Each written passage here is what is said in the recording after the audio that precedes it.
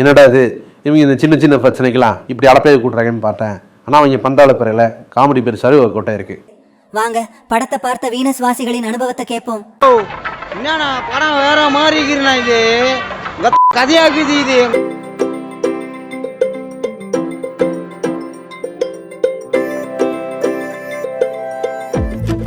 நேற்று வரைக்கும் என் கூட பேசிட்டு இருந்தாப்பா, இப்போ உயிரோடு இல்லை.